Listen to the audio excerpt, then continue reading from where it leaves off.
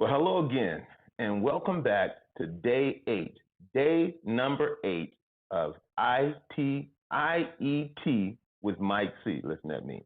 IET with Mike C. This is day number eight of us going live, all to promote the launching of the webpage IET with Mike C, which will launch actually a week from today. Now, when I was in the music business, when you were going to release a record, you always had like a record release party, and you would invite members of the media, constituents from within the local community there, as far as politicians, and of course you would have fans also. That was a launch. You of course you would invite industry people as well. This is going to be a little different, and I'm not sure exactly what the launch is going to consist of at this point. I may just have some people on. I had said that one of the things that we were going to do was we were going to have some folks come on who were going to sing, who were going to do some comedy for us. That hasn't happened yet, and that hasn't happened because, uh, what would you say? Not necessarily technical issues, but I'm still in the process of learning how to make that happen. Okay.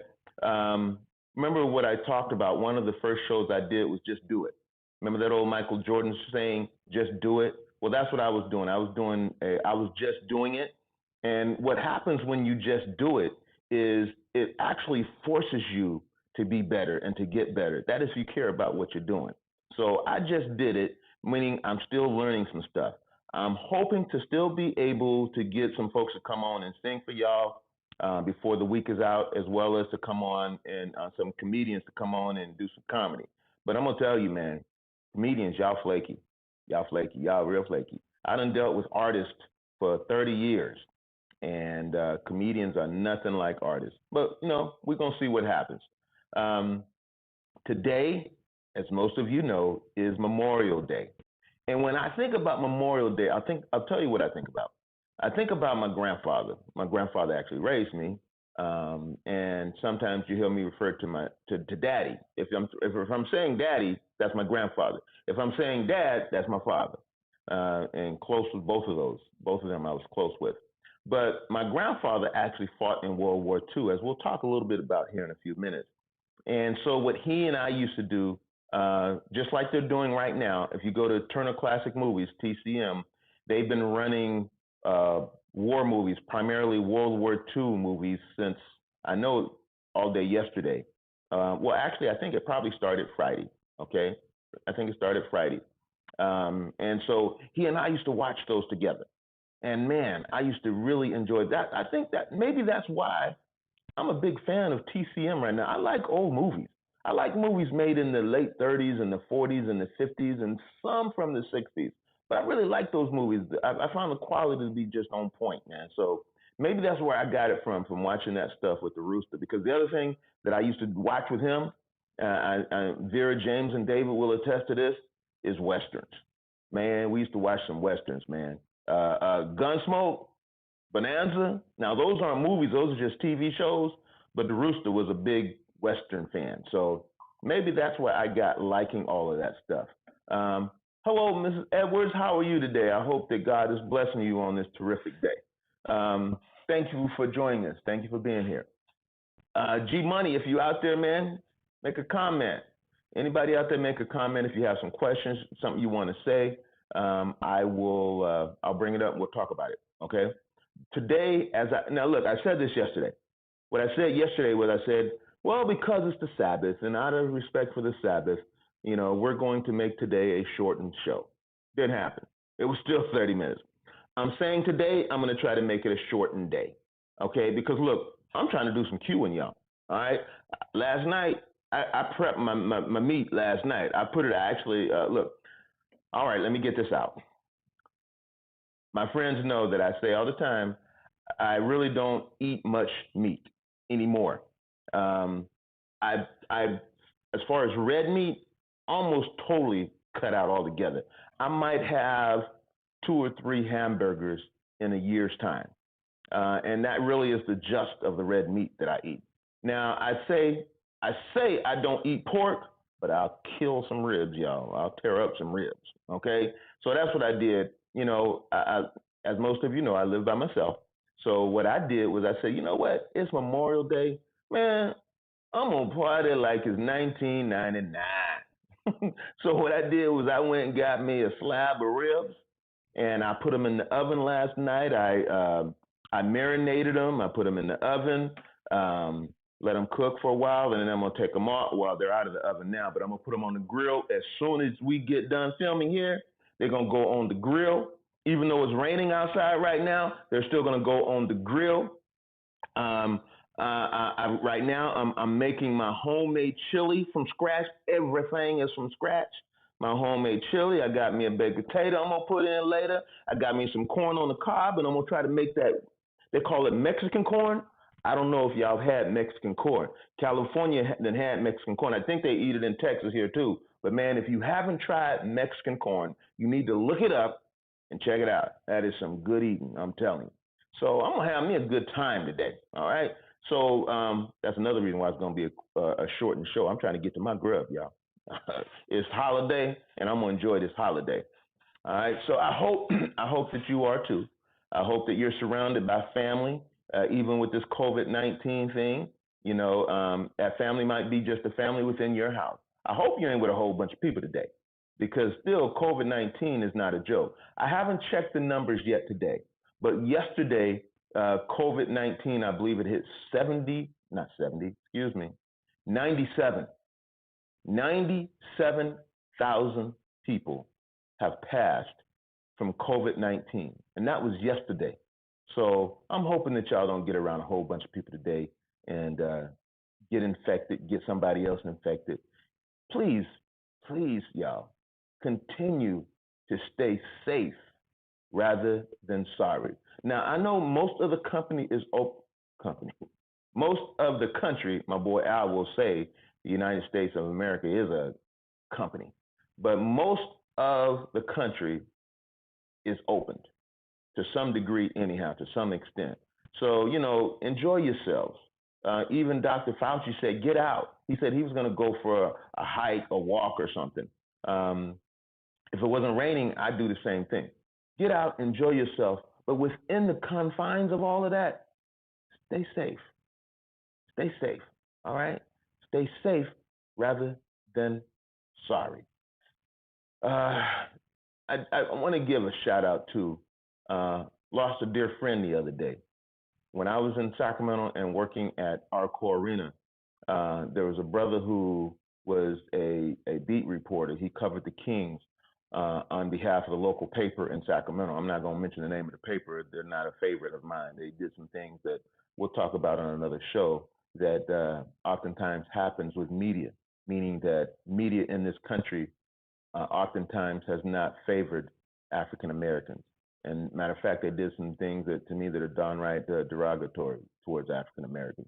So we'll talk about that another show. But I want to give honor right now. I know it's Memorial Day. We're going to give honor to our veterans, but I want to also take a minute and give honor to my boy Marty McNeil, Marty Mack, Marty Mack. Marty Mack passed away a few days ago.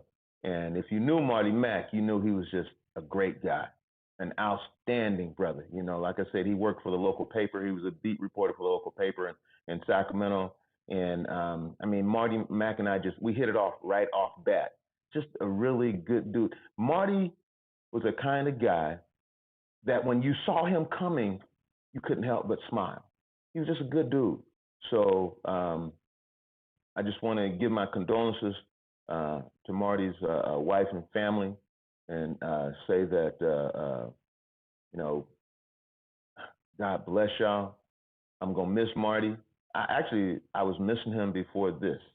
I hadn't seen him and talked to him in a while, and I was missing the brother. So God bless you, Marty Mack. God bless your family and all that loved and care about you. Marty Mack. Marty Mack. All right, I did say this was going to be a shortened show, and I'm already almost a third of the way into it. So I just want to say thank you to all our servicemen and women that served. Thank you. Willie James Cleveland a young boy from central Alabama, raised on a farm that was constantly trying to be taken from his family by local white folks while living in a part of the country where he couldn't even sit down at a counter and have a meal. A place where young men like him were often hanged for looking at white women, for talking back to white men, for just speaking out. Yet this young man lied about his age to get into a world war and fight for the same people who would have hung him just for being black. Fought in North Africa for them and for me and for you.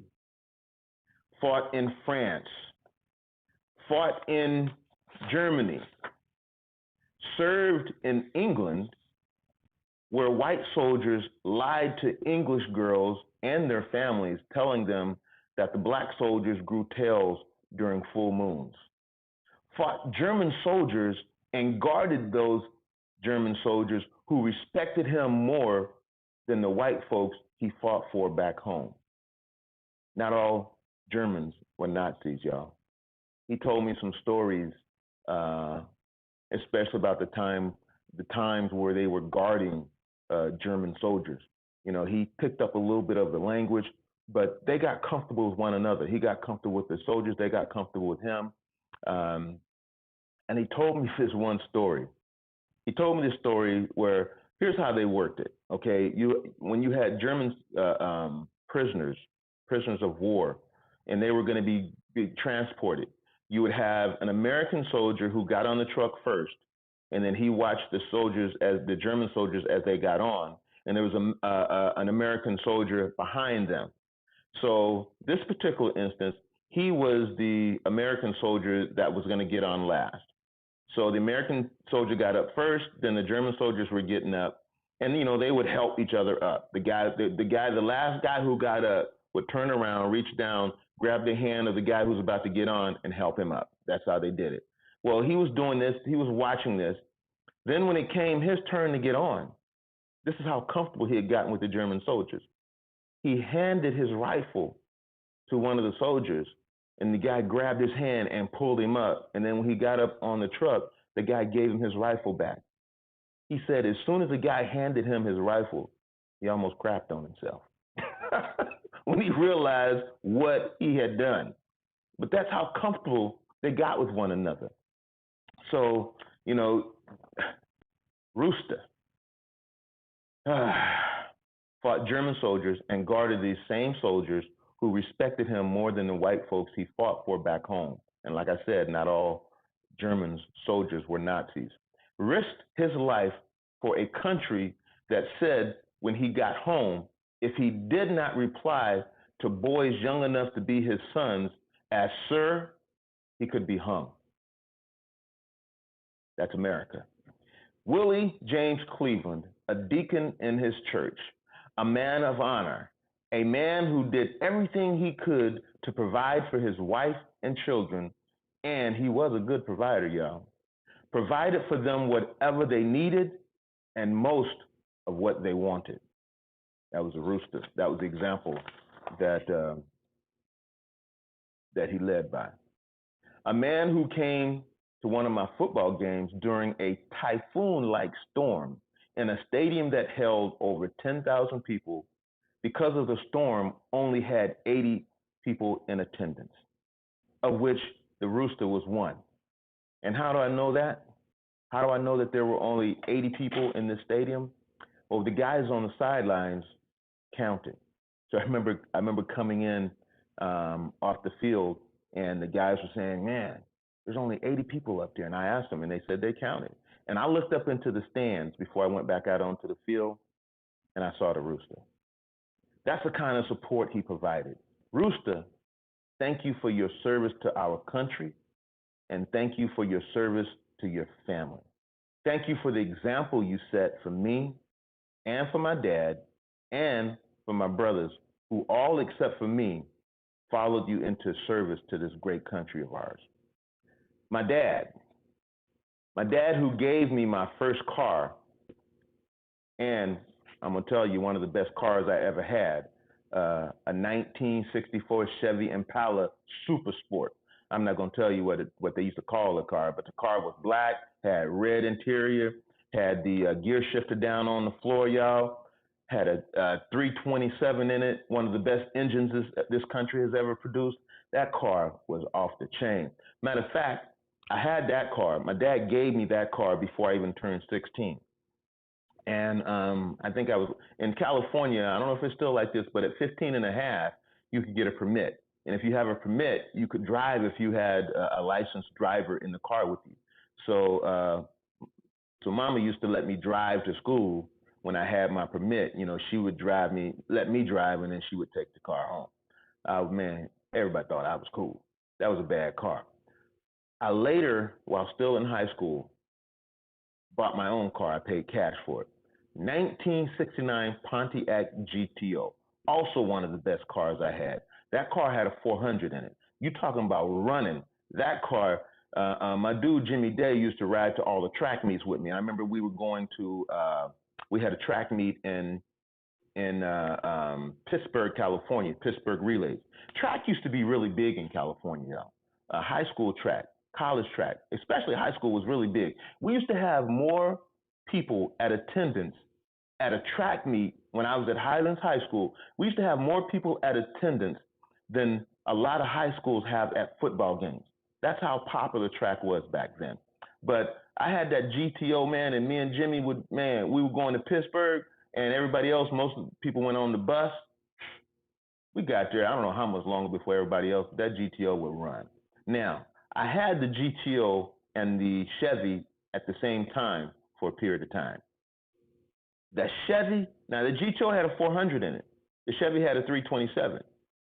That Impala would eat up that goat on the start. But I'm gonna tell you, not long after that, that goat come creeping.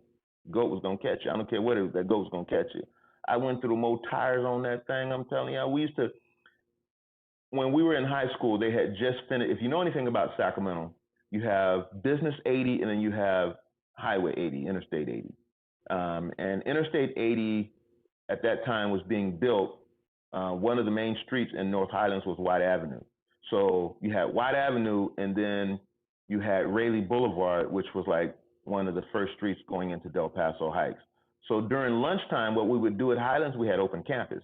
We would go down to that freeway, which had just been built, and there was never any traffic on it. And we would race from White Avenue to Raleigh Boulevard. I had that goat. I never lost. The loser had to buy the winner lunch for a week. Man, I don't think I ever bought lunch. I never paid for lunch all year. That goat was off the chain, but that, like I said, that Chevy would get it on the start. So my dad actually gave me that Chevy. That was my first car, one of the best cars America ever made. My dad also co-signed for me to get my first BMW, which was one of the best cars that Germany ever made. Um, Man, that was a nice car too, y'all. 325i. Love that car.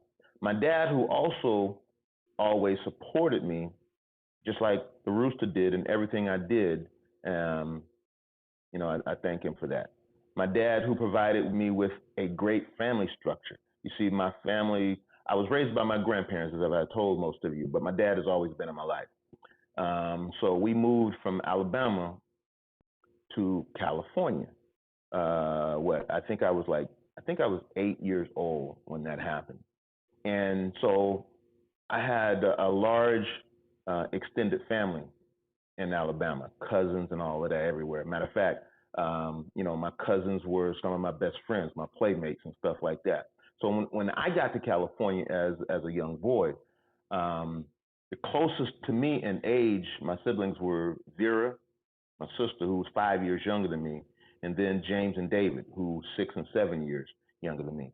So, on rainy days, I didn't have anybody to play board games with. When I got into fights, I didn't have anybody that was going to help me. When I got into fights, I always had to fight multiple people because all of my friends had brothers. And yeah, who you going to fight back then? You going to fight your friends. So I fought my friends, except for, like I told you guys the other day, the high school kids that were chasing us. So everybody had large families. I didn't have it. I remember praying for family when I was a kid back there. Well, my dad actually provided that because he married someone by the name of Meredith Henry, and Meredith has sisters, and all her sisters are married, and they all got families. So God actually answered my prayers through my dad, through Meredith, and her siblings. I have that large family that I prayed for now. So um, I know this is Memorial Day, and this is all really about Memorial Day. So my dad, who provided me with a great family structure through the marrying of Meredith Henry, and now for the last 50 years, Meredith Campbell. Yes, my dad and Meredith celebrated their 50-year anniversary last month, providing me family, not just through providing me family through not just through Mickey, Rashad, and Kanisha, their children, but also the families of Meredith's sisters and her brother William, who all have been able to fill in that void that was created when my family moved from Alabama to California. Um, that family that I missed in Alabama, well, they filled in and provided that. So to my dad, I want to say thank you for your service. Thank you for the family structure. Thank you for your support. But today is Memorial Day, so thank you for your service. To my brothers, James, David, and Mickey, who also have supported me in all that I do, who make me want to be better every day. Thank you guys for your service. Thank you for your support. G Money, what's up with you, G Money? G Money, thank you for your service, dog. Thank you. To all the men and women that have served in all the wars this country has fought, as well as serving during times of peace, thank you for your service. To all the families of all the men and women that served, thank you also. Thank you for your loyalty to your spouse. Thank you for your dedication to your families. Thank you for your support in all areas of being the spouse, a child of a military person. Thank you, because really, families of military men and women also are serving in the same time, in the same breath. So thank you. I hope that you all will enjoy this Memorial Day. Have some fun today, but stay safe. Stay safe. Enjoy this day. Again, if you have not subscribed yet, where we at time wise? Wow. Not going to do 30 minutes, but coming close. If you have not subscribed yet, please subscribe. You got that bell looking thing there. It looks like it's got quotations on the sides of it. Hit that. That's a notification bell, and that's going to let you know whenever we have a show coming on. Hit that notification. Comment. Give us a thumbs up. IET with Mike C. Check us out. We got a whole lot more stuff coming at you. And I promise you, man, before it's said and done here, before these next 6 days are up, we are going to have some entertainment for you. We're going to have, look, I would sing for you, and I love to sing, but my daughters will be the first one to tell you I can't sing a lick. No, I can't sing, nor can I sing, but I do, and I love it.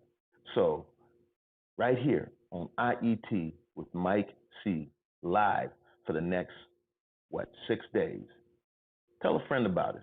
Come back, check us out, tell somebody about it. Oh, I was going to show you guys something too, all right? Before we go, I've been telling you guys about the webpage, and the webpage is still named Make It Happen with Mike C. I just want to show you real quick what it looks like. That's the webpage for right now, okay? That's the Make It Happen with Mike C webpage. What you talking about, G Money? I'm not even gonna put that up on the screen, man. Oh, maybe they do see it. So look, Make It Happen with Mike C. Check us out. Tell somebody about us. I know who you're talking about, man. Tell somebody about us, and like, subscribe, and follow. And also, what we're going to do, I'm going to try to go live on YouTube and Facebook tomorrow. Okay? So Again, enjoy this day. Have a great day because people fought and died for you to be able to enjoy this Memorial Day. Give them praise and thanks. Amen. Y'all have a great day. I will see you tomorrow. And until then, you know what to do. Make it happen.